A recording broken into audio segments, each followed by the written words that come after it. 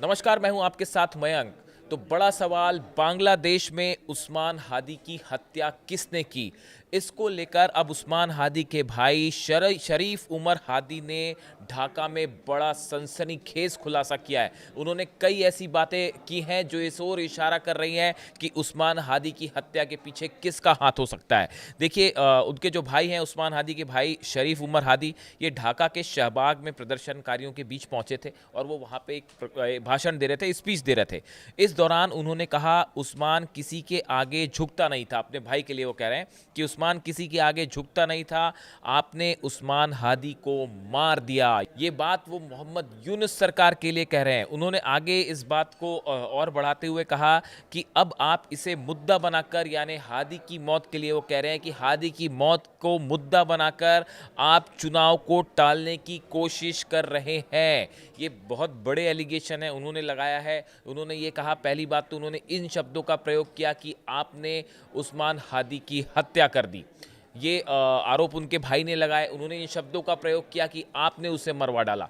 उसके बाद फिर उन्होंने ये कहा कि अब उनकी मौत को मुद्दा बनाकर आप चुनाव टालने की कोशिश कर रहे हैं। ये मोहम्मद यूनुस सरकार पर सीधा सीधा बड़ा एलिगेशन लगा रहे हैं उनके भाई।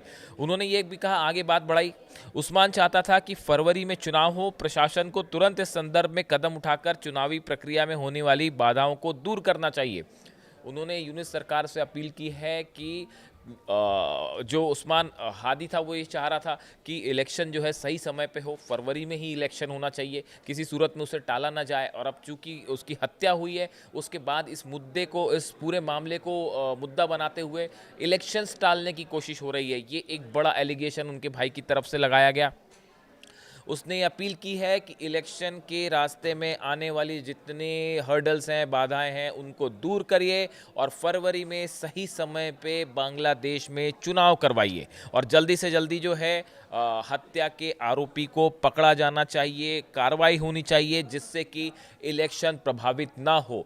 यानी कि देखिए, दूसरी बड़ी बात जो वो कह रहे हैं, उस्मान हादी के जो भाई हैं शरीफ उमर हादी, वो ये कह रहे हैं कि इस पूरे हत्याकांड के जरिए इलेक्शन को टालने की कोशिश की गई, इलेक्शंस को जो है वो पोस्टपोन करने की कोशिश की गई। और दूसरी बड़ी बात वो ये कह रहे हैं कि जल्दी से जल्दी बांग्लादेश में इलेक्शन हो। उस्मान हादी भी यही चाहता था।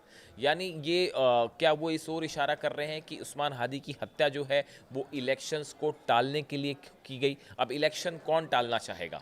जो सत्ता में बना रहना चाहता है, क्या वो ये इशारा कर रहे हैं? क्या वो यूनुस सरकार पर सीधा सीधा आरोप लगा रहे हैं कि आपके इशारे पर ये हत्या हुई या आप इस हत्याकांड में कहीं ना कहीं शामिल है? इस तरह की बात उन्होंने कही। उन्होंने ये भी कहा कि अगर उस्मान हादी को न्याय नहीं मिला तो आपको भी एक दिन बांग्लादेश छोड़कर भागने के लिए मजबूर होना पड़ेगा। उन्होंने सीधी सीधी चेतावनी दी यूनुस सरकार को कि अगर आप उस्मान हादी के हत्यारों को नहीं पकड़ते हैं तो आपको भी बांग्लादेश छोड़ के जाना पड़ेगा, जैसे कि शेख हसीना गई। इस तरह का उन्होंने एलिगेशन लगाया।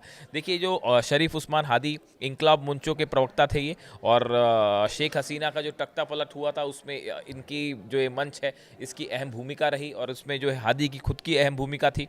और 12 दिसंबर को ढाका में कुछ लोगों ने उन्हें बड़ी करीब से जो है गोली मारी सिर पर। उसके बाद उन्हें सिंगापुर में एडमिट कराया गया एयरलिफ्ट करके और 18 दिसंबर को उनकी मौत हो जाती है। जिसके बाद बांग्लादेश में जो है वो हिंसा का दौर शुरू होता है। ज़बरदस्त उथल पुथल दिखाई देती है जो अब भी थमने का नाम नहीं ले रही है। लगातार वहाँ पे हिंसाएं हो रही है। लेकिन इसके बीच में जो सबसे बड़ा सवाल उलझा हुआ है कि आखिर उस्मान हादी की हत्या किसने की, ये वो सवाल है जिसका जवाब अब तक सामने नहीं आ पाया है।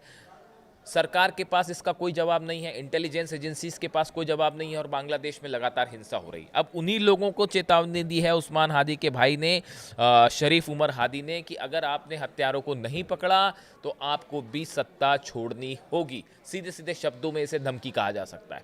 देखिए, अब उस्मान हादी की हत्या के बाद जो है वहाँ पे क्या डेवलपमेंट होते हैं, क्या हत्यारे को सामने लाया जाता है जनता के, या इस बारे में कोई बड़ा खुलासा होता है, इस पर हमारी नज़र रहेगी। इससे जुड़ा जो भी अपडेट होगा आप तक पहुँचाएंगे। Thank you so much.